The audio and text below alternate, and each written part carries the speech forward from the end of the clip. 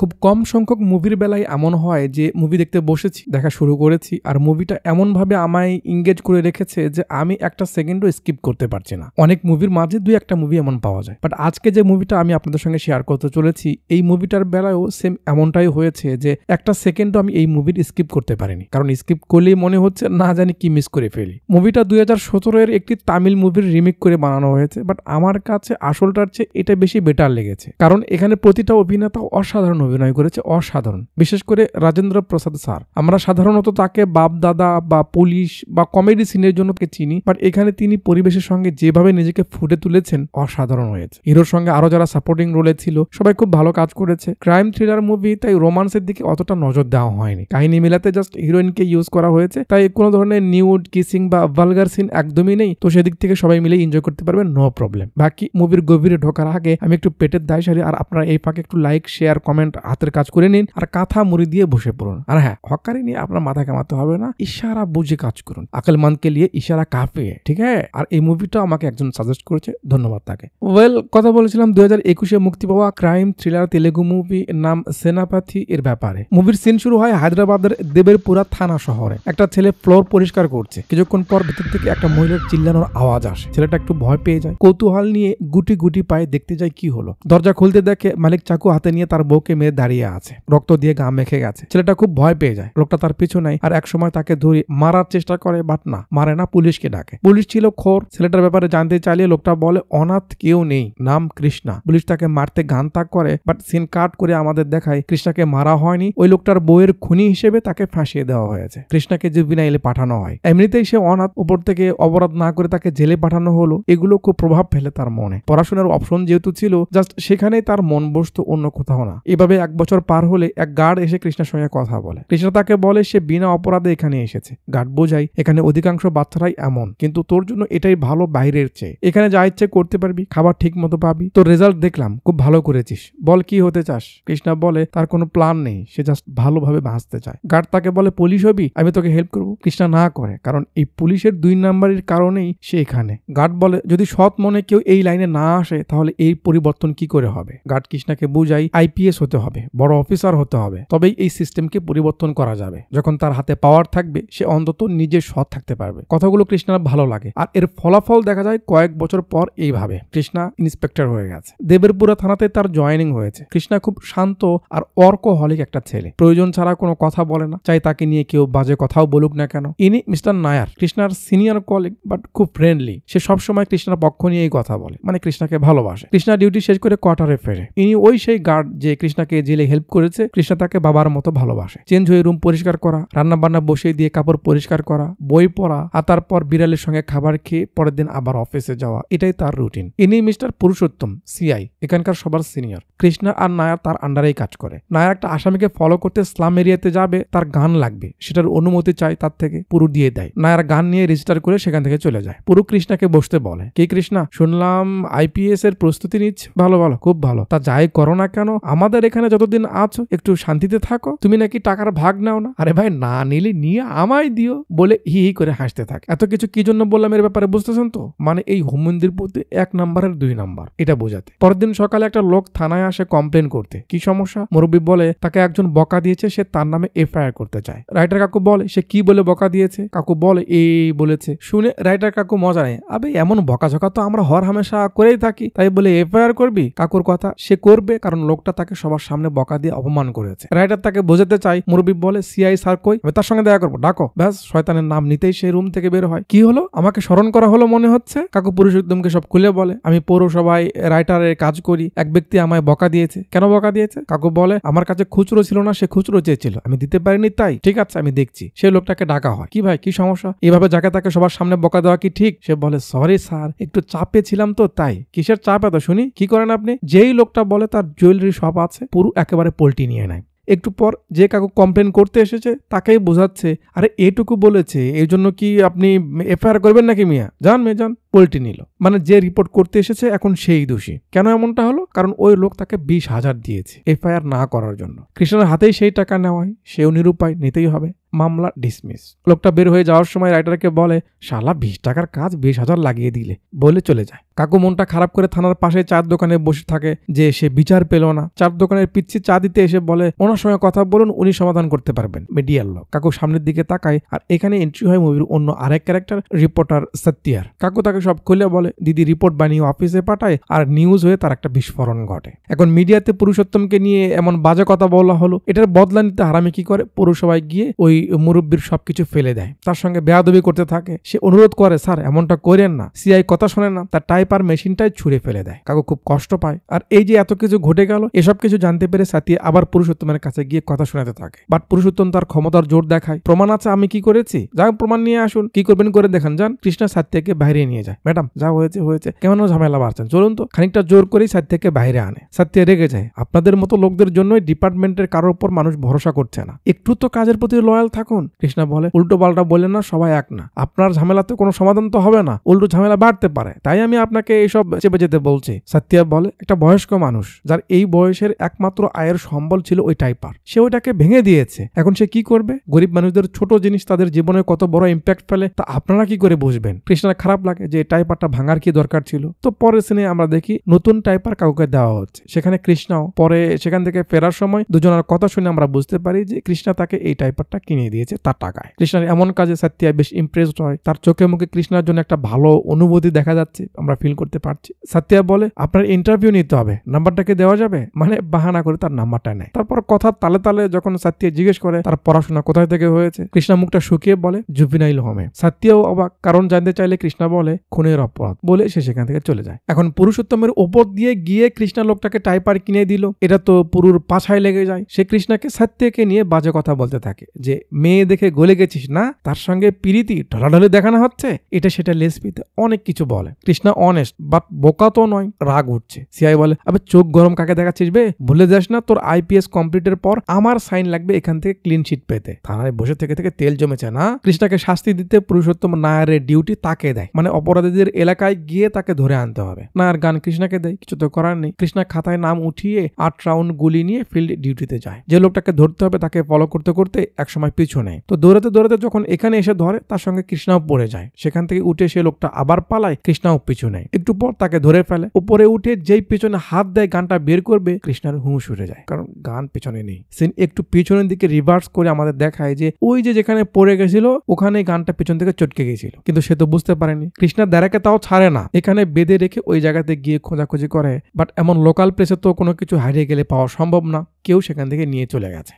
কৃষ্ণার মাথা ঘুরে যায়, এটা কি হলো, এবার সে কি করবে বা কি জবাব দেবে। থাপ্পড় খাওয়া দিয়ে সিন থানায় আসে। সিআই খুব রেগে যায়, কৃষ্ণাকে অনেক কথা শোনায়, কারণ এটা অনেক বড় একটা অপরাধ, এর জন্য কৃষ্ণার পুরো ক্যারিয়ার শেষ হয়ে যেতে পারে। আইপিএস তো দূরের কথা, এখন তার নিজেকে বাঁচানোই কঠিন হয়ে যাবে। নায়ার সিআই সঙ্গে কথা বলে, স্যার একটু সময় দিন, আমার জন্য হলেও আপনি একটু চুপ থাকুন, আমরা দেখি কি করা যায়। সিআই 24 ঘন্টার সময় দেয়, এর মাঝে গান খুঁজে আনতে হবে, তা না হলে সে উপরে জানাতে বাধ্য হবে। কাউকে না জানিয়ে নায়ক কৃষ্ণাকে খুঁজতে বলে। নায়ক কৃষ্ণাকে বলে, চিন্তার কিছু নেই, গান যে কেউ নিয়ে যাক পাওয়া যাবে। কিভাবে? নায়ার এখানকার সিন্ডিকেট কিভাবে চলে একটু বোঝায়, যে যেই গান পাক না কেন সে যদি সাধারণ কেউ হয় পুলিশকে জানাবে, এখনো জানায়নি তার মানে সাধারণ কেউ পায়নি। যে গান নিয়েছে সে কিছু একটা প্ল্যান করবে, বিক্রি করে টাকা নিবে, নয়তো কোনো ক্রাইম করবে। চুরি বা এমন কুড়িয়ে পাওয়া গান যাদের কাছে তারা বিক্রি করতে নিয়ে যাবে, তারা গানের সবকিছু পাল্টে একেবারে ভিন্ন একটা রূপ দিয়ে বিক্রি করে দেবে। যেহেতু চুরির জিনিস তাই দাম কমে যে কেউ ব্ল্যাকে কিনতে পারে, আর এইসব ব্ল্যাকের গান দিয়েই ইলিগাল সব কাজ বাজ হয়। সাধারণ কেউ এগুলো কিনেই ক্রাইম করে। যারা এসব অপারেট করে তারা এমন লোক যাদের তুমি কখনো সন্দেহ করতে পারবে না, এই জন্য হাতে নাতেও ধরতেও পারবে না, বলতে পারো অসম্ভব। বাট এখানে আমাদের সুবিধা হলো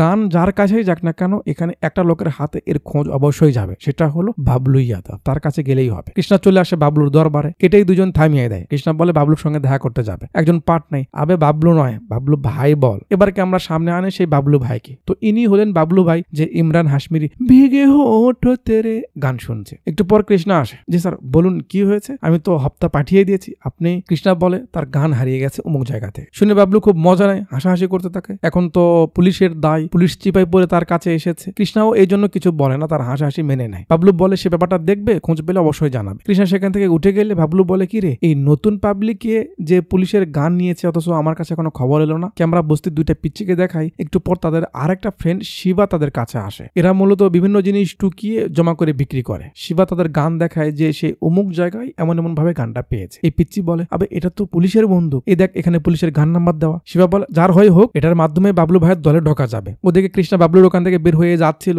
সত্যিয়া ফোন করে, কৃষ্ণা স্যার ইন্টারভিউ কবে দিচ্ছেন আমায়? কৃষ্ণা বলে সত্যিয়া আমার মাথা ঠিক নেই, রাখো তো এখন। রাগ করে ফোনটা রেখে দেয়। সত্যিয়ার একটু খারাপ লাগে যে এমন ব্যবহার কেন করলো। একটু পর সত্যিয়া মেসেজ করে সরি বিরক্ত করার জন্য। মেয়ে সরি বলেছে আর কি রাগ থাকে। সত্যিয়ার সঙ্গে দেখা করে। সত্যিয়া কৃষ্ণার ফেস দেখেই বুঝে যায় সামথিং ইজ রং। জিজ্ঞেস করলে কৃষ্ণা বলে এখানে আমার আপন বলতে কেউ নেই, তোমায় ভরসা করে বলছি শোনো, আমার গান হারিয়ে গেছে। কি? কোথায়? কৃষ্ণা বলে অমুক জায়গায়। সত্যিয়া কৃষ্ণাকে নিয়ে সেখানে আসুক। এদিকে শিবা একজনের কাছে যায় গান নিয়ে, সে তাকে তাড়িয়ে দেয় কারণ এটা পুলিশের গান। সত্যিয়া কৃষ্ণাকে নিয়ে সেই এলাকাতে আসে, তার লোক ধরে, তারপর এক এক করে সূত্র ধরে ওর কাছে যায়, কিন্তু কাজ হয় না। একজন তো পাট নিতে থাকে, আমি কি করে মানবো তুই পুলিশ বে, আইডি আছে আইডি দেখা। সত্যিয়া কৃষ্ণাকে নিয়ে রফিক ভাইয়ের কাছে আসে, তাকে সব খুলে বললে সে ভরসা দেয় যে এলাকার যেখানেই কিছু হোক না কেন তার কাছে খবর আসে, সমস্যা নেই, সে ব্যবস্থা করে দিবে, খবর দিয়ে দিবে। এখন তো কিছু করার নেই অপেক্ষা ছাড়া। সত্যিয়া কৃষ্ণাকে নিয়ে চায়ের দোকানে বসে, তুমি চিন্তা করো না, আমরা ঠিক পেয়ে যাব। কৃষ্ণা বলে যদি এই গানটা না পাওয়া যায় আমি শেষ হয়ে যাব, আমার আইপিএস হওয়ার স্বপ্ন আর কখনো পূর্ণ হবে না। সত্যিয়া আগ্রহ নেয় আইপিএস। কৃষ্ণা বলে আমি পুলিশের উপর যে দৃষ্টি মানুষের রয়েছে বা যারা বাস্তবে খারাপ পুলিশ রয়েছে তাদের পরিবর্তন করতে পুলিশ হয়েছে, কিছু না করার অপরাধেও আমাকে জুবিনাইলে থাকতে হয়েছে। সেখানে একজন আমায় শিখিয়েছে যে পাওয়ার থাকলেই কেবল এই সমস্যার সমাধান হবে, তাই আইপিএস এর তৈয়ারি করছিলাম। এখানে যারা নিম্ন শ্রেণীর অফিসার তাদের বড় অফিসাররা কখনো সৎ থাকতে দিবে না। সত্যিয়া বলে তুমি তো আমায়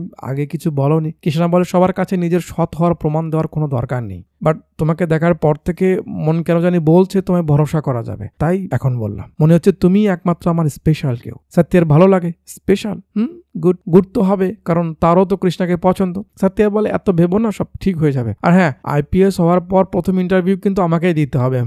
কথা বলছিল, রফিক ফোন করে না করে যে এখানে তার মাল ঢোকেনি, সে কিছু করতে পারলো না। তাহলে মালটা গেল কই? মাল এসেছে বাবলু ভাইয়ের কাছে, মানে শিবা সরাসরি বাবলু ভাইয়ের কাছে এসেছে। কিরে তুই এটা নিয়ে ঘুরছিস কেন? শিবা বলে তোমার গ্যাংয়ে ঢুকবো তাই, নিজেকে প্রমাণ করতে এটাই নিয়েছে। বাবলু হাসতে হাসতে হুট করে উঠে ঠাটি একটা থাপ্পড় মারে। হ্যাঁ আরামজাদা, তুই জানিস এটা কার গান? বাইরের রুমে আটকা রাখ শালাকে। এই মদনা কি করে, গান হাতে নিয়েই শিবাকে মারতে মারতে বাইরে নিয়ে যায়। শিবার রাগ ওঠে আর পাশ থেকে ডুম নিয়ে মেরে দেয় মাথায়। তারপর তাতে গানটা কেড়ে নিয়ে সে সেখান থেকে দৌড় দেয়। বাবলু তো আর এসব জানে না শিবা পালিয়েছে। সে কৃষ্ণাকে ফোন করে বলে গানের খোঁজ পাওয়া গে। এর মাঝে তার লোক আসে, ভাই হয়েছে। বাবলু আর কি বলবে, সিন কাট করে রাতে এদের ফলো করে। শিবা বাসায় ফিরতেই দেখে পুলিশ তার বাড়িতে, দুজন দুজনের দিকে তাকিয়ে আছে। আবে গেট খোলা, কি করছিস? কি আর হবে, ওই যেটা আমি ভাবছিলাম। শিবা দের দৌড়, কৃষ্ণা পিছু নেই। আরে কথা শোন, আমি কিছু করবো না, শোন। কে শোনে কার কথা? ভাবলু সেই লোকটা যার মাথায় শিবা মেরেছিল সেও আসে। তারপর দুজন দুই দিকে যায়। শিবার একটা ফ্রেন্ড তাকে বাইকে উঠিয়ে নিয়ে পালাবে, এরা সামন থেকে দাঁড়ায়। তারপর আর কি, ধরা খেলে যা হয়। কাঁদতে থাকে, স্যার মারবেন না, আমি কিছু করিনি, এটা সেটা। কৃষ্ণা বলে কিছু হবে না, জাস্ট আমায় গানটা দে। শিবা বলে সে গান বিক্রি করেছে, কেমনটা লাগে কার কাছে? কৃষ্ণা গিয়ে তাকে ধরে, কি বে প্রমাণ নিবি না? আমি পুলিশ কেনা, গান কই? সে নিয়ে যায় তার বসের কাছে। কৃষ্ণা তাকে ধরলে সে বলে সে কিছুক্ষণ আগেই একজনের কাছে গানটা বিক্রি করেছে। কৃষ্ণার তো মাথা খারাপ হয়ে যায়। কে সেই লোক জানতে চাইলে ধীরু বলে সে তো তাকে চেনে না, সাধারণ মানুষ মনে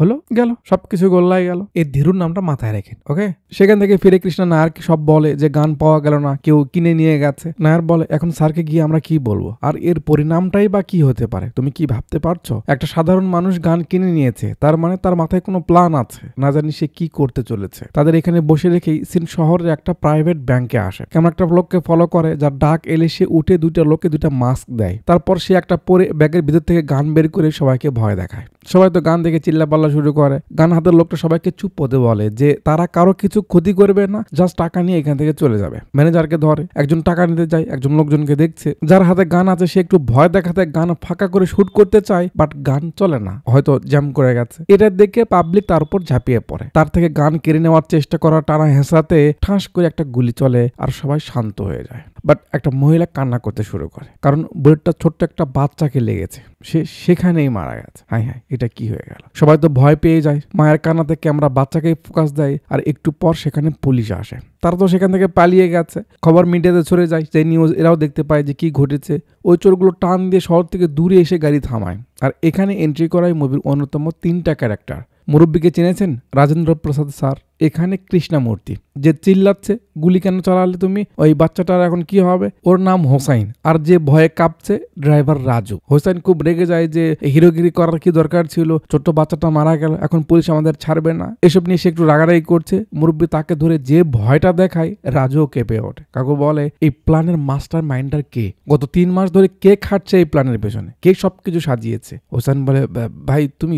কাকু বলে তো বাকি সবকিছু আমিই সামলাবো, আমার হুকুমেই সবকিছু হতে হবে, বুঝতে পেরেছিস, চুপ থাক সবাই, টাকা কাছে আছে, চিন্তা করতে হবে না। তারপর পরিবেশ শান্ত হলে ভাগবাটোয়ারা যে ডিলটা করা ছিল সেটা করা হবে। আর গুলিকে আমি ইচ্ছে করে চালিয়েছি, হুট করে চলে গেছে। কৃষ্ণা হসপিটালে যায় বাচ্চার বডিটা দেখার জন্য। সেখানে গিয়ে জানতে পারে বাচ্চার বডি থেকে যে বুলেটটা পাওয়া গেছে সেটা পুলিশদের গানেরই বুলেট। তার মানে কৃষ্ণা খুব বাজেভাবে ফেসে গেল। রুম থেকে বের হতে সামনে পড়ে সাথিয়া, সে রিপোর্ট করতে এসেছে। তার কিছুক্ষণ পর সেখানে আবার সিআই চলে আসে, আর যা হবার তাই হয়। উপর জানালে হায়ার অফিসাররা খুব রেগে যায়। সিআইকে তো অনেক কথা শোনাই, সঙ্গে সঙ্গে কৃষ্ণাকে সেখানে সাসপেন্ড করা হয়। বাট প্রেস মিটিংয়ে পুলিশের গান থেকেই যে গুলি চলেছে সেটা ব্যাপারটা হাইড করে। এই নিউজ সাথিয়াও শুনছিল। শুনতে কিছু একটা ভাবতে তার বসের কাছে এসে বলে একটা খবর আছে। কি সেটা ব্রেকিং নিউজের মাধ্যমে আমরা শুনতে পাই। সাথিয়া রিভিল করে দিয়েছে যে ব্যাংক চুরির খুনে বাচ্চার বডি থেকে যে বুলেটটা পাওয়া গেছে সেটা পুলিশের গানের বুলেট। ব্যাস নিউজ হাওয়ার মতো ছড়িয়ে যায়। কৃষ্ণা নিউজটা দেখতে পেয়ে খুব অবাক হয় যে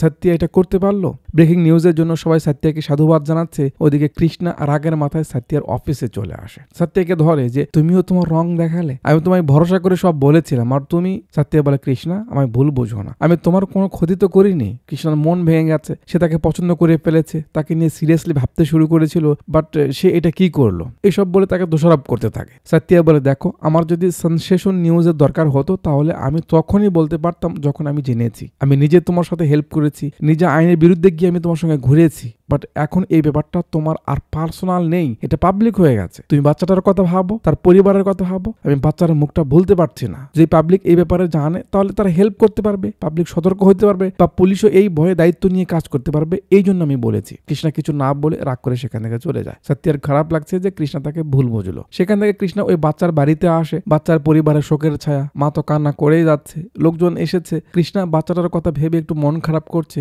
ক্যামেরা জুম আউট করলে আমরা দেখি হারামি মূর্তিও এখানে। অন্য লোকের ভিড়ে তাকে কে চিনবে, মানে পুলিশ কোনো প্ল্যান করছে কিনা বা এখানে কি হচ্ছে এটা দেখতে হয়তো সে এসেছে। পরের দিন ক্যামেরার সামনে আসে মুভির অন্য আরেক ক্যারেক্টার পরম। যে কোনো জটিল কেস সমাধান করার উস্তাদ। ওপর থেকে তাকে সেট করা হয় এই মামলার জন্য।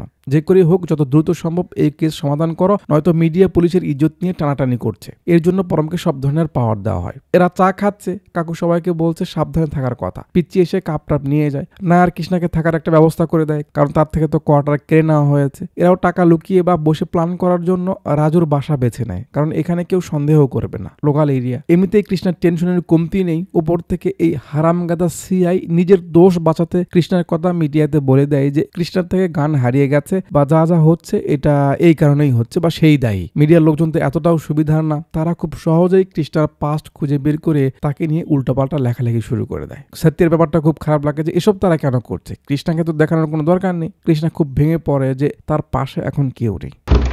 अजीब दास्तां है कहां शुरू कहां खत्म। যাক, তদন্ত কমিটি যেহেতু বসেছে, কৃষ্ণাকে জেরা করবেই। পরম কৃষ্ণাকে সরাসরি চুরির সঙ্গে জড়িত দোষারোপ করতে থাকে। কৃষ্ণা বলে স্যার এমনি যা হয়েছে এটা আমি নিতে পারছি না, আপনি প্লিজ আবার আমায় কোনো দোষ দিয়েন না। পরম বলে তো স্বীকার করো, গান কাকে দিয়েছো, আর ব্যাংক ডাকাতির সঙ্গে তোমার পার্টনারশিপ কতখানি। বলে সে তার গানটা বের করে সামনে রাখে, মানে একটু ভয় দেখাচ্ছে আর কি। কৃষ্ণা বলে স্যার যে বাচ্চাটা মারা গেছে আমি তার কথা ভেবে রাতে ঘুমাতে পারছি না, তার জন্য আমি নিজেকে দোষারোপ করছি, আর আপনারা স্যার আনঅফিসিয়ালি আপনি আমায় এই কেসের সঙ্গে রাখুন প্লিজ। পরম রাজি হয় না। কৃষ্ণা ধাম করে গানটা উঠিয়ে নিয়ে নিজেকে মারার ভয় দেখায়। স্যার আইপিএস হতে না পারলে আমার জীবনে আর কিছুই বাকি থাকবে না, আমাকে আপনার সঙ্গে নিন, নয়তো আমি ট্রিগার টিপে দেবো। আপনার জন্য এটা জাস্ট একটা কেস হতে পারে, আমার জন্য সবকিছু প্লিজ স্যার। বরং বুঝতে পারে এর মাঝে সততা রয়েছে। ঠিকই বলেছো, তোমার ময়লা তুমিই পরিষ্কার করবা, আমরা কেন করব। কৃষ্ণাকে নিয়ে তার টিমের সঙ্গে পরিচয় করিয়ে দেয়। এরপর কেস শুরু থেকে শুরু হয়। গান কার কার হাতে গেছিল সেই 3 জনকে দিয়ে। ব্যাংকের চোরও কিন্তু 3 জন। পরম আগে শিবাকে দিয়েই শুরু করে। মাঠটা দিয়ে তার কাছ থেকে কিছু জানতে পারা যায় না। কৃষ্ণা আগেই পরমকে বলেছিল এ কিছু জানে না, তারপর বেচারাকে মারলো। ধীরু মিসিং, মাঝখানের এই চিকুনালি তো গান ধীরুকেই দিয়েছিল। ওদিকে এরা টাকা দেখছে আর সাইজ করে রাখছে। কাকু বলছে আর একটু সবুর করো, তারপর আমরা টাকা নিয়ে যে যার মতো চলে যাব। মারটা দিয়ে কৃষ্ণা শিবাকে বোঝায় যে তুই এই বয়সে এসব কেন করছিস, স্কুলে যা। শিবা বলে টাকা কে দিবে, আমার খরচ কি করে চলবে, আমার খরচ আমাকে চালাতে হয়। কৃষ্ণা বলে তোর পড়াশোনার খরচ আমি দেবো, তুই স্কুলে যাবি। শিবা উঠে যায় আর বলে ওসব পড়াশোনা করে কি হবে, বাবলু ভাই তো এখানে কিছু না করেও অনেক সম্মানী, আমি ওইরকম হব। মানে সে মনে করে বাবলু ভাই খুব সম্মানী একজন ব্যক্তি। যাক, এরপর কৃষ্ণা আর পরম ব্যাংক চুরির ক্যামেরার ফুটেজগুলো দেখতে থাকে। পরম বলে গান হাতে লোকটা একটু বয়স্ক, সেই মনে হচ্ছে নেতা। তার আত্মবিশ্বাস আর সবাইকে ম্যানেজ করা দেখে মনে হচ্ছে সব প্ল্যান সেই করেছে। শালা এতগুলো টাকা কোথায় নিয়ে গিয়ে যে মস্তি করছে, আর আমরা এখানে মরা পাহারা দিচ্ছি। কৃষ্ণা বলে স্যার তার যে বয়স এই সময় চুরি করছে, তার মানে তো হতে পারে ফ্যামিলি প্রবলেম। তো তারা যেহেতু মূর্তিকে নিয়ে আলোচনা করছে, এই ফাঁকে আমরা একটু মূর্তির স্টোরি দেখায়। তো মূর্তি কাকু একটা ইন্স্যুরেন্স কোম্পানির কাছে গেছে, অফিসার তাকে না করছে যে এই বয়সে তাকে লোন বা ইন্স্যুরেন্স দেওয়া সম্ভব না, কারণ তার বয়সও নেই আর জবের বয়সও নেই, তাই লোন হবে না। কাকু মন খারাপ করে সেখান থেকে আরেকটা অফিসে আসে, অফিসারকে বলছে স্যার আমার পিএফটার কিছু হলো, একটু দেখুন না স্যার। মানে তার পেনশনের টাকা নাকি স্যালারি উঠাতে সে রোজ এখানে আসে, কিন্তু বারবার এই অফিসার তাকে ঘুরায়, আজও ফেরত দেয়। মূর্তির একটা ছেলে আর একটা মেয়ে, ছেলে বউ আর নাতির সঙ্গে 15 দিন ছেলের বাড়িতে থাকে আর 15 দিন মেয়ের বাড়িতে গিয়ে থাকে। তার ওয়াইফ আগে মারা গেছে অসুস্থতার কারণে। বউ মরার পর থেকে তার দশা সেই লাঠির মতো হয়ে গেছে যার দরকার কোনো যুবকের নেই। মেয়েটাও যেমন ছেলেটাও তেমন, বাবার কোনো খোঁজ তাদের নেই। চুরির দ্বিতীয় সদস্য পরম বলছে এর একটু সাহস আছে, প্রফেশনাল মনে হচ্ছে, মানে হোসাইনের কথা বলছে। তো চলুন একটু হোসাইনের ব্যাপারে জেনে আসি। তো হোসাইন আর এই দিদির নাম মাহা, দুজনের মাঝে সম্পর্ক। মাহা আর কেউ না, বাবলু কাকার বউ। সেদিন কাকা হুট করে বাসায় আসে, যে সময় হোসাইন মাহার সঙ্গে ছিল। বাবলু একটা পার্সেল নিতে এসেছে, খুঁজে মুজে মাহা বের করে দেয়, বাবলু সেটা নিয়ে চলে যায়। দুজন এরা আবার গল্প করতে শুরু করে। মাহা বলে এইভাবে আর কত, আমাকে এখান থেকে নিয়ে যাও, আমার ভালো লাগে না। হোসাইন বলে নিয়ে যাবো, আর একটু সময় দাও, অনেক দূরে নিয়ে যাব, আমি বড় কিছু একটা করছি, টাকা পেলে তোমায় এখান থেকে নিয়ে চলে যাব। আপাতত হোসাইনের ব্যাপারে এই অব্দি জানা থাক। এরপর পরম 3 নম্বর সদস্যকে দেখে আর বলে একে সব থেকে বেশি আনফিট লাগছে, মনে হচ্ছে জোর করে ওকে দিয়ে কাজ করানো হচ্ছে। তো 3 নম্বর সদস্যকে রাজু। তো রাজু একজন ট্যাক্সি ড্রাইভার, গ্রামের বাড়িতে অনেক প্রবলেম, ছোট ভাইকে দেশের বাইরে পাঠিয়েছে লোন করে, সেসব লোন তাকে শোধ করতে হচ্ছে, বাট তার রোজগার কম, সেও বাইরে যাওয়ার চিন্তা করছে, কিন্তু লোন শোধ না হলে তো যেতে পারছে না। মানুষটা খুব নরম সরম। যাক, ভিডিও দেখা শেষে পরম তার লোকদের সঙ্গে এটা কই যেন কথা বলছিল, এখান থেকে আমরা দেখি কাকু লক্ষ্য রাখছে। দেখে এসে তার পান্ডারদের বলে পরমকে আমি খুব ভালো করে চিনি, ওকে অ্যাপয়েন্ট করা হয়েছে, তার মানে আমাদের আরো একটু সাবধান থাকতে হবে। হোসেন বলে তার টাকা দরকার, এখন এখান থেকে একটা টাকাও বের করলে ধরা পড়তে হবে। হোসেন আর তা মানে না, তার টাকা লাগবে, উল্টো পাল্টা বলতে থাকে। তাকে তার ভাগের টাকা দেওয়া হোক বা সবাই যার যার টাকা নিয়ে চলে যাক, এমনটা বলে। কিন্তু কাকু খুব কড়াভাবে নিষেধ করে যে এখন একটা টাকাও দেওয়া যাবে না, প্রমিস করছি আমি সবাইকে সবার টাকা বুঝিয়ে দিব। হোসেন একটু রাগ করেই চলে যায়। ওদিকে কৃষ্ণা চলে যায় যে ব্যাংকে টাকা চুরি হয়েছে সেটার অন্য আর একটা শাখাতে বা হেড অফিসে। এদিক থেকে একটু পর যখন মুরব্বী বাসায় চলে গেছে, হোসেন আবার ফিরে আসে। রাজু জিজ্ঞেস করে কিরে ভাই কি হলো, তুই যে আবার ফিরে এলি? হোসেন বলে তার 2 লাখ টাকা দরকার, সে তার ভাগ থেকে পরে মাইনাস করবে। কৃষ্ণা অফিসারের থেকে জানতে চায় যে টাকা চুরি হয়েছে তার ডেটা তাদের কাছে আছে কিনা। অফিসার বলে স্যার ওগুলো সব ছিল পুরনো টাকা, তাই সেগুলোর সিরিয়াল লেখা হয়নি বা আমাদের ডেটাতে আর নেই, বাট হ্যাঁ যেই টাকাগুলো চুরি হয়েছে তার মাঝে 1 লাখ টাকার 2টা বান্ডিল নতুন ছিল, যেগুলো আরবিআই থেকে অ্যাড করা হয়েছে, সেগুলোর সিরিয়াল নাম্বার আমাদের কাছে রয়েছে। কৃষ্ণার তো সেটাই লাগবে, নিয়ে নেয়। এদিকে হোসেনকে রাজু নিষেধ করে যে মূর্তি স্যার রাগ করবে, তুই আগে টাকা নিস না, বাট হোসেন কথা শুনে না, সে ব্যাগ খুলে 1 লাখ টাকার নতুন 2টা বান্ডিল নিয়ে নেয়। কৃষ্ণা কন্ট্রোল রুমে ফোন করে টাকার সিরিয়াল নাম্বার গুলো বলে দেয়, যাতে কোথাও ইউজ হলে তাদের কাছে খবর চলে আসে। হোসেন টাকা নিয়ে চলে যায় জুয়েলারির দোকানে মাহার জন্য জিনিস কিনতে। দোকানে একটা একটা করে বের করে, হোসেন সব থেকে দামি গুলো বের করতে বলে, তাদের মাঝে একটা পছন্দ করে। হোসেন ক্যাশ দেয়, মুরব্বি মেশিনে দিলে মেশিন কি যেন একটা সিগন্যাল দেয়, আবার চেক করলে আবার তাই বলে। কাকুর তাকানো দেখে মনে হয় কোনো সমস্যা হয়েছে, মেমো বানানোর বাহানায় একটু লেট করায়। আর এই সুযোগে আমরা দেখি কাকু ভিতরে গিয়ে পুলিশকে খবর দেয়, স্যার এখানে জিনিস কিনতে এসে এক লোক একটা পুরো বান্ডিল জাল টাকা দিয়েছে, আপনারা আসুন। হোসেনকে জুস দেওয়া হয়েছে, জুসটা শেষ হতে না হতেই পুলিশের গাড়ির শব্দ। আরে কাকা সাইরেনটা না বাজালেই তো হতো। হোসেন বুঝতে পারে পুলিশ এসেছে, একটা ঘুষা মেরে গ্যালারি ভেঙে ফেলে ভিতর থেকে জিনিসটাও নিয়ে নেয় আর একটা কাঁচের টুকরা নিয়ে মুরব্বীকে বন্দি করে নেয়। তাকে মারার ভয় দেখিয়ে সে সেখান থেকে পালিয়ে যায়। পুলিশ ধরতে পারে না, পালিয়ে গেল। ওদিকে কাকু এসে যখন জানতে পারে যে হোসেন টাকা নিয়ে গেছে, কাকু রাজুর উপর খুব রেগে যায় যে সে কেন তাকে জানায়নি। রাজু বলে স্যার আমি ওকে নিষেধ করেছি, ও আমার কথা শোনেনি, ও আবার আসবে, আপনি চিন্তা করেন না। জুয়েলারি শপে কৃষ্ণা আর পারামা আসে, সবকিছু দেখে, নোট দেখে তো কৃষ্ণা বুঝে গেছে এগুলো সেই চুরির নোট, তার মানে ব্যাংক চুরির 3 জনের মাঝে একজনকে তো পাওয়া গেল, এটা কনফার্ম। এরপর পরম ক্যামেরার ফুটেজ প্লে করে, দেখছে কিভাবে কি করেছে। একসময় যখন হুসাইনকে স্পষ্ট দেখা যায়, পরম ছবি নিয়ে সব জায়গায় পাঠাতে বলে। কৃষ্ণা ফুটেজ দেখে কিছু বলছে না, ভাবনার মাঝে আছে। তারপর ভাবতে ভাবতে বলে ওঠে, স্যার ওকে আমি চিনি, কোথায় যেন দেখেছি। মাথায় একটু চাপ দিলে মনে পড়ে ও বাবলুর দরবারে যেতে। মনে আছে শুরুতে একটা ছেলে কৃষ্ণাকে থামিয়ে বাবলুকে ভাই বলতে বলেছিল, সেই ছেলে এই হোসাইন। তার মানে হোসাইন বাবলুর গ্যাংয়ের লোক। মাহা রুমেই ছিল, দরজায় নক পড়ে। খুলতেই হোসাইন তারা ওরে করে ভেতরে আসে। আরে কি হয়েছে? পুলিশ পিছে পড়েছে কেন? কি করেছিস? পরে সব বলছি, তুই আগে আমার সঙ্গে যাবি নাকি সেটা বল। অবশ্যই যাব। এই নে এটা তোর জন্য, তুই রেডি থাক, আমি টাকা নিয়ে আসছি, 1 ঘন্টা পর আমরা চলে যাব। বলে একটু জড়িয়ে ধরে হোসাইন যেই বের হতে দরজাটা খোলে, সামনে বাবলু দাঁড়িয়ে। ব্যাস তাকে দেখে তো দুজনের হুঁশ উড়ে যায়। একটু পর হোসাইন সেখান থেকে পালিয়ে যায়। বাবলু বলে কি হলো, ও এইভাবে চলে গেল কেন? ওটা কি? মা কি বলবে, চুপ করে আছে। হোসাইন রাস্তায় বের হতেই একটা গাড়ি সামনে এসে যায়। ভিতরে কে? এরা।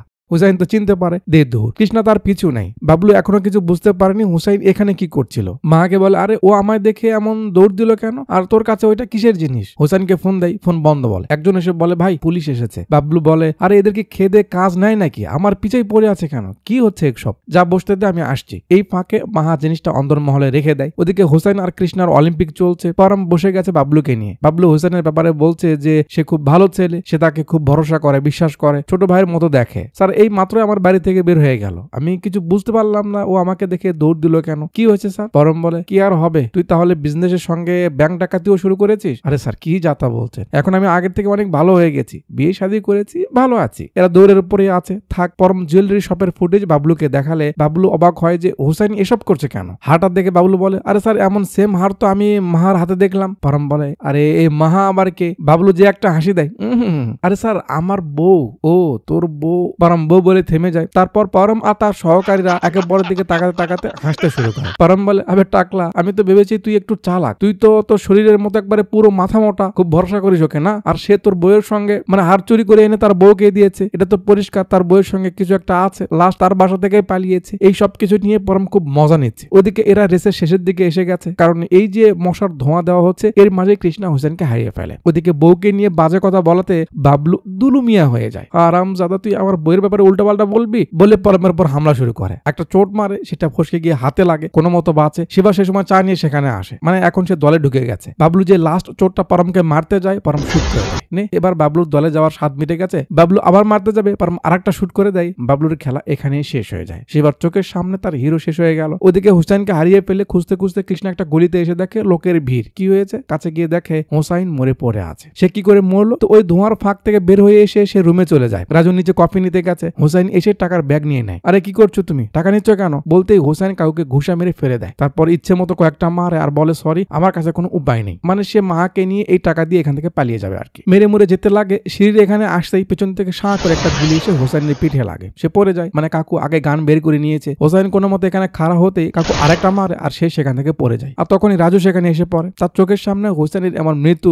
রাজুর হুঁশ উড়িয়ে দেয়। সে আর কাকুর কাছে যায় না ভয়ে। কাকু রাতের বেলা ফোন দিয়ে বলে সে তাকে কিছু করবে না, হোসাইনকে মেরেছে কারণ সে টাকা নিয়ে যাচ্ছিল। তুমি ভয় পেও না, আমি তোমায় টাকা দিব, তুমি রাতে দেখা করো। ওদিকে সব থেকে বেশি ক্ষতি হলো মাহার। জামাইও গেল, বয়ফ্রেন্ডও গেল, বেচারি। শুধু সঙ্গে থাকলো স্বর্ণের জিনিসটা। কৃষ্ণা হসপিটালে আসে পরমকে দেখতে। পরম রেগে যায়, তুমি আমায় ফেলে কেন ওর পিছু নিলে? সেই তো ধরতেই পারলে না। হুদাই আচ্ছা যেখান থেকে হুসাইন পড়েছে সেই বাড়ি চেক করেছো? কৃষ্ণা বলে আমি যাওয়ার আগেই সে পুরো রুমে পেট্রোল দিয়ে আগুন ধরিয়ে দিয়েছে, যাতে কোনো প্রমাণ আমরা না পাই। পরম বলে ঠিক আছে, আগে আমাকে এখান থেকে নিয়ে চলো। রাতে কাকু রাজুকে টাকা নিতে এক জায়গায় দেখা করতে বলে। রাজু খুব সাহস নিয়ে যায়, কিন্তু গাড়ি না থামিয়ে সে ঘুরে চলে যায়। মানে সে ভয় পেয়ে গেছে তার কাছে যেতে, বুঝতে পারছে না তার কাছে যাবে কিনা। আবার টাকারও দরকার। মুরব্বী ফোন করে রাজুকে সাহস দেয় সে তাকে কিচ্ছু করবে না। সে কেন তাকে ভয় পাচ্ছে? রাজু বলে ঠিক আছে আমি কালকে আসবো। বলে একটু পর আমরা দেখি সে এখানে সবকিছু এদের খুলে বলে কি কি তারা করেছে। রাজু বলে স্যার লোকটা খুব ভয়ানক, সে সবার ব্যাপারে জানে কিন্তু তার ব্যাপারে কিচ্ছু বলে না। আমাদের চোখের সামনে বাচ্চাটাকে মেরে দিল স্যার, তার মনে এটুও মা নেই, তার নাম মূর্তি। পরম বলে তুমি এত শিওর কি করে হচ্ছ যে সে তোমাকে আসল নামই বলেছে? রাজু বলে স্যার একবার তার ড্রাইভিং লাইসেন্সটা দেখেছিলাম, নামটা দেখতেই সে আমার হাত থেকে কেড়ে নিল। সে কিভাবে হোসেনকে মেরে ফেললো স্যার? আমাকে টাকা নিতে ডেকেছে এমন জায়গায় যেখানে কেউ নেই। আমি ভয়ে তার কাছে না গিয়ে এখানে আসি। প্লিজ স্যার আমাকে হেল্প করুন বাঁচানোর হাত থেকে। কৃষ্ণা বলে ওর নাম্বার আছে? জি। কল করো। পরম কিছু বলবে, কৃষ্ণা থামিয়ে দেয়। স্যার একটু খারান। রাজু তুমি কল করে বলো যে তুমি টাকা নিতে আসছো, সন্দেহ যেন না করে এমন ভাবে বলো। রাজু তাই করে। কোথায় আর কখন আসতে হবে সেটাও বলে। ঠিক আছে। সেই ঠিকানা আর টাইম মতো পরদিন সেখানে চলে আসে। পরম ও কৃষ্ণা গাড়িতে লুকিয়ে রাজুকে লক্ষ্য করছে যে কি আসে তার কাছে। মুরব্বী রাজুকে কল করে বলছে সে এসেছে, এই তো কাছাকাছি। ফোনে বলতে বলতে সাঁ করে একটা বুলেট এসে রাজুর বুকে লাগে। চোখের পলকে রাজু সেখানে পড়ে যায়। কে মারলো কে মারলো? মুরব্বী এখান থেকে শুট করেছে। সবাই রাজুকে নিয়ে ব্যস্ত, সে তার মতো আরামসে এখান থেকে চলে যাচ্ছে। তো মুরব্বী রাজুকেও কেন মারলো? তখন মুরব্বীর মাধ্যমে আমাদের দেখানো হয়, কারণ মুরব্বী রাজুর উপর নজর রেখেছিল, সে বেশ কয়েকবার ওর সঙ্গে পুলিশের সঙ্গে কথা বলতে তাকে দেখেছে। কৃষ্ণা আশপাশ লক্ষ্য করে কিন্তু কোনো কিছু বুঝতে পারে না যে কোথা থেকে গুলি চললো বা কে করলো। রাজুর পোস্টমর্টম করার পর দেখা যায় এটাও কৃষ্ণার গান দিয়েই করা গুলি। তারা কিছু ভাবার আগে সিনিয়ররা এসে পরমকে অনেকগুলো কথা শোনায়, আর কৃষ্ণাকে সে সঙ্গে কেন রেখেছে সেটা নিয়েও বকাঝকা করে। পরম আরেকটু সময় চায় একে সমাধান করতে। ওদিকে মূর্তি টাকা বাড়িতে এনে রাখে, আর যে সিম দিয়ে রাজুর সঙ্গে সে কথা বলতো সেই সিমটা নষ্ট করে ফেলে। পরের দিন কৃষ্ণা পরমের কাছে এসে বলে, স্যার একটা লিড পাওয়া গেছে। কি বলো শুনি? কৃষ্ণা বলে, স্যার রাজুকে মারার স্পট আমি ঘুরে দেখলাম, তাকে যেখান থেকে শুট করা হয়েছে তা নর্মাল কোনো মানুষের দ্বারা সম্ভব নয়, কারণ দূরত্বটা অনেক ছিল। রাজু যেভাবে মূর্তির বর্ণনা দিয়েছিল তাতে বয়স আর নিশানা দেখে মনে হচ্ছে সে নিশ্চয়ই কোনো ট্রেনিং পাওয়া লোক। যদি মূর্তি নামে আমরা পুলিশের ডাটাবেসে সার্চ করি তাহলে হয়তো পাওয়া যেতে পারে। পরম খুব রেগে যায় কৃষ্ণার উপর যে তুমি যা করেছো তারপরও কথা বলছো। তার কাছে 1 কোটি আছে, সে কি 10,000 দিয়ে রাজুকে মারাতে পারবে না? কাল আমি তোমায় কত করে থামতে বলেছি, তুমি কি আমার কথা শুনেছো? রাজুকে পেয়ে তুমি তো আমাকে কিছুই মনে করোনি। তোমার কারণে, জাস্ট তোমার কারণে রাজু মরেছে। আমার চোখের সামনে থেকে যাও, নয়তো আরো উল্টো পাল্টা বলবো। কৃষ্ণ একটু চুপচাপ থাকে, কারণ ভুলটা দেখতে গেলে তারই হয়েছে। পরের দিন সকাল সকাল মূর্তি কাকু পূজা শুরু করেছে। তার ছেলে জিজ্ঞেস করে কি হয়েছে। কাকু বলে, আজ তোর মার জন্মদিন বেটা। ছেলে একটু তাকিয়ে থেকে চলে যায়, কিছু বলে না। ছেলের বউ কি সব কাজ নিয়ে কথা বলছে, বিদ্যুতের বিলও দিতে পারে না, এসব আর কি। বেলা হলে কাকু থানায় আসে, পুরুষোত্তমের কাছে আসে। আরে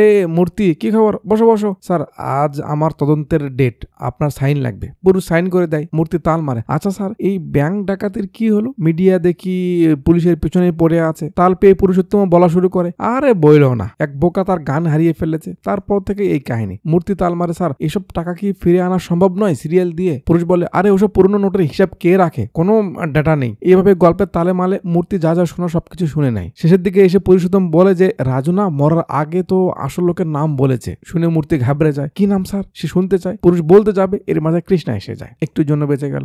কি হয়েছে? স্যার আজ আমার হিয়ারিং, আপনার সাইন লাগবে। শয়তানে হাসি দিয়ে সাইন করতে করতে বলছে, আজ তো আমার অটোগ্রাফের দিন। নাও নাও নাও। ও তুমি তো ওখানে যাচ্ছ না, এই মুরব্বীকে সঙ্গে নিয়ে যাও। দুজনে একসঙ্গে বের হয়। যার যার মাথায় তো যা যার চিন্তা, কেউ কিছু বলে না। কৃষ্ণা নাম জিজ্ঞেস করলে মূর্তি বলে তার নাম কৃষ্ণা। অপেক্ষা করছে, কাকুর ডাক আগে আসে। কৃষ্ণামো বলতে কাকু সারা দেয়, মূর্তি সে বলতেই দেয় না। যেতে লেগে ব্যাগটা ঘাট থেকে পড়ে যায়, যাতে কিছু ফাইল পড়ে যায়। মূর্তি তাড়াহুড়ো করে আগে ব্যাগটা উঠিয়ে নিয়ে গান চেক করে ঠিক আছে কিনা। কৃষ্ণা কাগজগুলো উঠিয়ে দেওয়ার সময় লক্ষ্য করে তার নাম কৃষ্ণামূর্তি। জিজ্ঞেস করে, স্যার আপনার নাম মূর্তি? কাকু বলে, পুরো নাম কৃষ্ণামূর্তি, সবাই কৃষ্ণা বলেই ডাকে। বলে সে ভিতরে যায়। ইনকোয়ারি অফিসাররা তাকে হাজার রকম প্রশ্ন করে, সে তো টায়ার্ড হয়ে যায় তাদের প্রশ্ন শুনে। বের হয়ে যাবে, ধাম করে একটা শব্দ হয়, পিছন দিকে ফিরে দেখে মূর্তি পড়ে গেছে। তারপর সে বাচ্চা মেয়ে চিন্নিকে নিয়ে স্বপ্ন দেখতে দেখতে ধাম করে জাগনা পেয়ে আগে ব্যাগটা উঠিয়ে নেয়। পিয়ন বলে, স্যার কি হয়েছে আপনার? সেই 2 ঘন্টা ধরে আপনি ঘুমিয়েছেন, এই স্যার তো আপনাকে তখন থেকে নিয়েই বসে আছে। কৃষ্ণা বলে, স্যার আপনাকে কি ডাক্তারের কাছে নিয়ে যেতে হবে? চলুন আমি নিয়ে যাচ্ছি। মূর্তি কেট দেয়, না না না আমি ঠিক আছি। কফি পাওয়া যাবে? কৃষ্ণা তাকে নিয়ে একটা কফি শপে আসে। কৃষ্ণা চা খাবে, মূর্তি ব্ল্যাক কফি খাবে চিনি ছাড়া। মূর্তি আগে কৃষ্ণা থেকে শোনে তার কি হয়েছে। কৃষ্ণা বলে, এই ব্যাপার, এই তার সঙ্গে হয়েছে, অন্যের অপরাধের জন্য সে শাস্তি পাচ্ছে। কৃষ্ণা বলে, আচ্ছা স্যার আপনার কিসের তদন্ত, আপনাকে কেন হাজিরা দিতে হচ্ছে? কাকু বলে, তোমাদের সিআই আছে না পুরুষোত্তম, ওর কারণে এসব হয়েছে। আমি তার আন্ডারে হেড কনস্টেবল ছিলাম। একদিন একটা আসামিকে ধরে আনে, তারপর তার থেকে টাকা খাওয়ার জন্য ওই হারামি তাকে ছেড়ে দেয়। এই খবর উপর অব্দি গেলে বেশ ঝামেলা হয়। পুরুষোত্তম আমাকে দোষ নিজের ঘাড়ের উপর নিতে বলে যে আমার কারণে নাকি আসামি পালিয়েছে। আমার কাছে হাত জোর করতে থাকে, কান্না করে। আমি না করতে পারিনি। সে আমাকে কথা দেয় যে সাসপেনশন অর্ডার আমার কাছে আসতেই দিবে না, কিন্তু কাজ হওয়ার পরে অস্বীকার করে। পরে জানা যায় যাকে সে ছেড়ে দিয়েছে ও মোস্ট ওয়ান্টেড ছিল। আমার উপর তদন্ত আরো জোরদার করা হয়, আর তারপর থেকে তো এইভাবেই চলছে। হাজিরা দিতে দিতে বয়স শেষ হয়ে যাচ্ছে, জব আর ফিরে পাচ্ছি না। কি বলবো স্যার, স্টেশনকে মন্দির মনে করে ইউনিফর্ম গায়ে দিয়েছিলাম। সারাটা জীবন শুধু তাদের সেলুট করতে গেল, দেশ সেবা আর হলো না। পুরো সার্ভিসে কখনো এক পয়সা ঘুষ খেলাম না। সেই মানুষ এভাবে অসম্মানের সাসপেনশনে আছে। কি বলবো বলুন? জীবনের সব থেকে বড় ভুল হয়েছে টাকা না কামিয়ে। আজ টাকা নেই বলে বাচ্চারা সম্মান দেয় না স্যার। এই সিস্টেম আমাদের মতো মানুষদের শুধু ইউজ করতে জানে। কে বলেছে ভালো মানুষের সঙ্গে ভালো হয়? মোটেও না। কাকুর একেবারে জোশ উঠে যায়। কৃষ্ণা বলে, কিন্তু স্যার আপনার বউ বাচ্চা? বইয়ের কথা বলাতে কাকু একটু নরম হয়ে যায়। তারপর বলে, ছিল একজন মানুষ যে সব সময় আমাকে নিয়ে ভেবেছে, আমার সংসার বাচ্চারা কিভাবে ভালো থাকবে সেটা ভেবেছে। যে স্যালারি পেতাম সুস্থভাবে বাঁচা কঠিন ছিল, সেই টাকা দিয়ে সে সংসার চালিয়েছে। সংসারকে সামলাতে সামলাতে কখন যে তার ডায়াবেটিক্স হয়ে গেছে, ভিতরে রোগের বাসা বেঁধে নিয়েছে, আমাদের বুঝতেই দেয়নি। কাকু বইয়ের কথা বলছে আর চোখ দিয়ে ঝরঝর করে পানি পড়ছে। কাকু বলছে, একদিন হুট করে খবর এলো সে পড়ে গেছে। হসপিটালে গিয়ে জানতে পারি ওষুধ না খাওয়াতে তার অবস্থা এতটা খারাপ হয়ে গেছে যে এখন আর ওষুধ খাইয়ে কোনো লাভ হবে। ওষুধ খেলে টাকা খরচ হতো, তাতে বাচ্চাদের কষ্ট হতো, তাই সে টাকা বাঁচিয়েছে। চোখের সামনে তাকে মরতে দেখেছি, কিছু করার ছিল না। আজ ওর জন্মদিন। আমার ছেলেকে যখন বললাম, ও কিছু না বলে চলে গেল, কিন্তু ওর চোখের ভাষায় বুঝতে পারলাম ও ও ওর মার মৃত্যুর জন্য আমাকেই দায়ী করছে বলে কাকু হু হু করে কাঁদতে থাকে। কৃষ্ণা তাকে শান্ত করার চেষ্টা করে। কাকু এত পরিমাণ কান্না করে যে কৃষ্ণা কি বলবে কিছু বুঝতে পারছেন। যাক, একটু পর শান্ত হয়। কৃষ্ণা বলে, আচ্ছা স্যার আপনার ফোন নাম্বারটা দিন। মূর্তি বলা শুরু করে, বাট মাঝে কি যেন দেখে সে থেমে যায়, তার রিয়াকশন পাল্টে যায়। কারণ কি? কারণ আমরা দেখি ধীরু রিসেপশনে, মূর্তি তো তার থেকে গান নিয়েছিল, তাকে দেখে তারা হুড়ো করে কাকু সেখান থেকে কেটে পড়ে। কৃষ্ণা তো কিছু বুঝতে পারছে না কি হলো। ধীরু তার পিছু নেই। হাঁটতে হাঁটতে কাকু একটা হল না কোথাকার যেন একটা বাথরুমের ভিতরে আসে। ধীরু তার পিছে এসে চিল্লাতে থাকে, বের হ, তুই আমার থেকে গান নিয়ে এসব করেছিস না, আমার ভাগ চাই। একটু পর কাকু বের হয়ে ধীরুকে মেরে দেয়। নে টাকার ভাগ নে। সিন সত্যের কাছে আসে যে তার বসের সঙ্গে একটা ব্যাপার নিয়ে কথা বলছিল। কৃষ্ণা সেখানে আসে। সত্য যে পেছনে ফিরে কৃষ্ণা সত্যকে ধাম করে জড়িয়ে ধরে। বস সহ অফিসের সবাই অবাক। কৃষ্ণা বলে, আমি তোমার সঙ্গে বুড়ো হতে চাই। আজ এক মুরব্বীর সঙ্গে কথা হলো, তার জীবনের গল্প আমার ভেতরটা নাড়িয়ে দিয়েছে। আমি তোমায় আর ছেড়ে থাকতে পারবো না, এমন অনেকগুলো কথা বলে। বস ডাকে সত্যা বসকে সেখান থেকে যেতে বলে, কিন্তু কৃষ্ণাকে ছাড়ে না। এখানকার এই পুরো পরিবেশ আর সত্যার এক্সপ্রেশন মুভির সব থেকে বেস্ট সিন আমার কাছে লাগে। বিয়ের অফার দিয়ে কৃষ্ণা সেখান থেকে বের হয়ে যায়। সত্যা খুব খুশি তার এমন কাজে। কৃষ্ণা সেই মুডে আছে, তার কাছে একটা ফোন আসে। কথা শেষে একটা জায়গায় আসে যেখানে পারম একজনকে পেটাচ্ছে, কারণ তার নাম মূর্তি। সে আগে নাকি ক্রাইমের সঙ্গে যুক্ত ছিল, এখন ক্রাইম করা ছেড়ে দিয়েছে, ভালো হয়েছে। কিন্তু পারমের কথা এই সেই মূর্তি। কৃষ্ণা বলে, স্যার ইনি সেই লোক না। প্রমাণের জন্য ওই সেই পিচ্চি,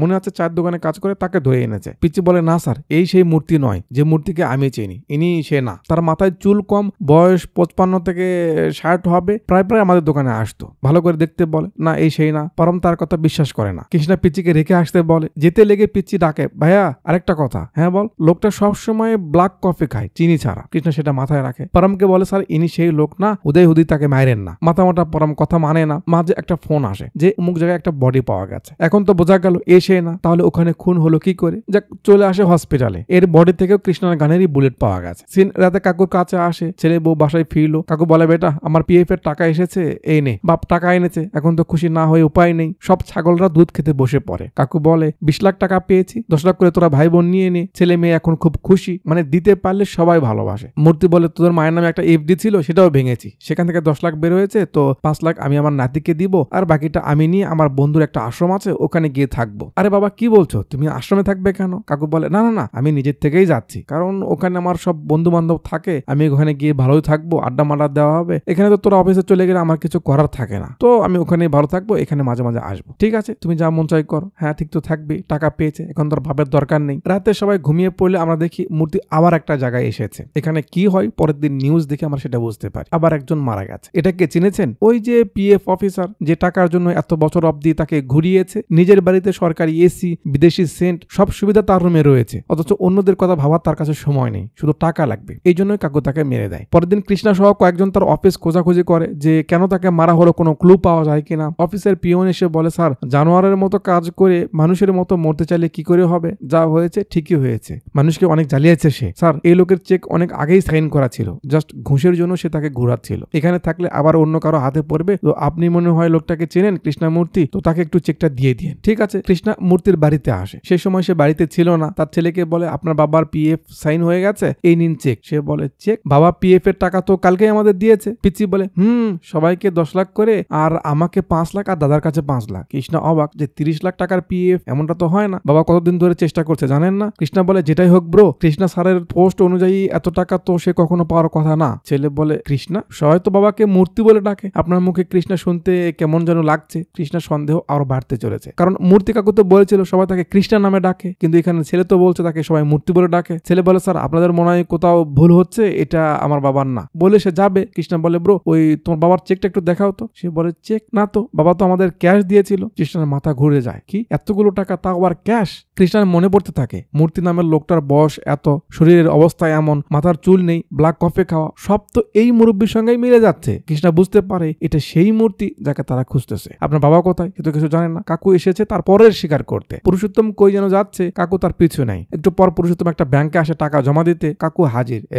থাম্বা। পুরুষ গান বের করতে যাবে, কাকু ধমক দেয়। তারপর তার সব টাকা সে তার ব্যাগে উঠায় নিয়ে সেখান থেকে যাবে। পুরুষ গান বের করে শুট করতে যাবে, তার আগে কাকু তাকে মেরে দেয়। কি বে, এখন টাকাকে বল তোকে বাঁচাতে। ব্যাস, খেল খতম, দোকান বন্ধ। ভিতর থেকে বের হয়ে কাকু টাকা উড়াতে উড়াতে সেখান থেকে চলে যায়। ওদিকে কৃষ্ণা কাকুর রুম খুঁজে মুজে সব কাগজপত্রের মাঝে একটা মেডিকেল ফাইল পায়, যেখানে দেখা যায় কাকুর ক্যান্সার হয়েছে। এই জন্য লোন নিতে গেছিল, আর তার লোনটা রিজেক্ট করা হয়েছে, কারণ তার ক্যান্সার হয়েছে। তারপরে সে ব্যাংক থেকে চুরি করার সিদ্ধান্ত নেয়। কৃষ্ণা ফাইলটা ছেলেকে দিয়ে বলে, কিবে নালায়েক, তোর বাপের যে ক্যান্সার হয়েছে তুই জানিস? বাবার টাকা টাকা পেয়ে তো খুব গুলগুলা হয়েছে, শালা গোলাম কোথাকার, বাবার খবর রাখিস না। না ওদিকে কাকু বাকি টাকা নিয়ে বাসায় আসছে। কৃষ্ণা তো আগেই বলে দিয়েছে এই সেই মূর্তি। অফিসাররা তাকে ফলো করতে লাগে। কাকু দৌড়ে বাসার ভিতরে এসে গেট লাগিয়ে দেয়, বাট ভিতরে অপেক্ষা করছিল আরেকজন। কাকু তাকে ফেলে দিয়ে তার রুমে যায়, টাকা নিতে যাবে, পেছন থেকে পরম তার নাতিকে গান টানিয়ে নিয়ে আসে। কৃষ্ণাও আছে, নাতিকে গানের নিচে দেখে সে ঘাবড়ে যায়, গান বের করবে, পরম শুট করে দেয়। বাইরে এদের রিয়াকশন দেখানো হয়, তারপর আরো কয়েকটা গুলি চলে, আর এর কিছুক্ষণ পর কৃষ্ণা বের হয়ে আসে। তো এই রুমের মাঝে কি হলো এটা বোঝাতে এর কয়েকদিন পর যখন জবাবদিহি করতে উপরে সবাই জিজ্ঞেস করে যে ওই রুমের মধ্যে কি হয়েছিল বলো, তখন আমাদের দেখানো হয় যে পরম মূর্তিকে ভয় দেখাতে সাইডে শুট করে তাকে সারেন্ডার করতে বলে, কিন্তু তার নাতির মাথায় গান দেখে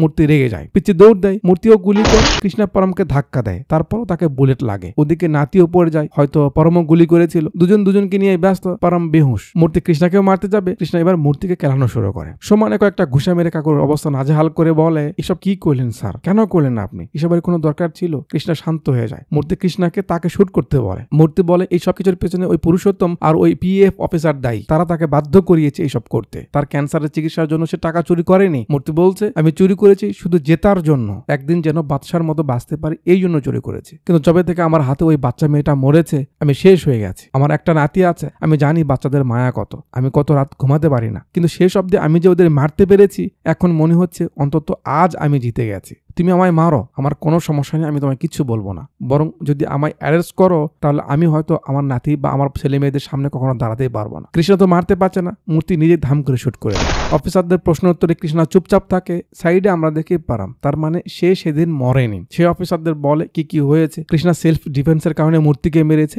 এই হয়েছে। পরমের এই সাপোর্টের কারণে কৃষ্ণাকে সব কেস থেকে মুক্ত করে দেওয়া হয়। পরম কৃষ্ণাকে ধন্যবাদ দেয় যে তার ধাক্কা দিতে যদি আর একটু দেরি হতো বুলেটটা আসল জায়গায় লাগতো। মূর্তি নাতিও মরেনি, সে জাস্ট পড়ে গেছিল। তার দাদা তাকে যে চেস খেলা শিখিয়েছিল তাতে সে এগিয়ে যাচ্ছে। মাহা এখন ঠেলা চালিয়ে ভালো আছে। বস্তির ছেলেরাও বুঝে গেছে যে পড়াশোনা ছাড়া কিছু করা যাবে না, তাই তারাও স্কুলে যায়। পরম বলে সবকিছু তো ঠিক আছে, কিন্তু বাকি টাকাটা কই গেল? কৃষ্ণা বলে চিন্নি, ব্যাংকে যে মেয়েটা মারা গেছে তার পরিবারকে সে বাকি টাকা দিয়েছে। পরম বলে তোমার গানে আরেকটা বুলেট এখনো বাকি আছে, না জানি সেটা কার কপালে আছে। আচ্ছা যাক, সবকিছু সেট, এবার তোমার বিয়ে কবে সেটা বলো। তুমি শুধু কেস দেখলেই হবে, ওদিকে সময় দিতে হবে না। তো কৃষ্ণা সত্যকে নিয়ে ঘুরতে বের হয়। একটা সিগন্যাল এসে থামে, এখানে একটা লোককে দেখে সে খুব অবাক হয়। কে ইনি? ইনি ওই সেই ছোটবেলার মালিক যার বাড়িতে কৃষ্ণা কাজ করতো, যার বউকে মেরে সে কৃষ্ণাকে ফাঁসিয়েছিল, সেই লোক। কৃষ্ণা তার দিকে চেয়ে থাকে। ক্যামেরা আস্তে আস্তে তার বাইকের সিগন্যালকে ফোকাস করে বোঝায় যে কি হতে চলেছে সামনে, আর মুভিটা এখানেই শেষ করে দেয়। মানে শেষটা একটু ধাম করে হয়ে গেল, তাই না?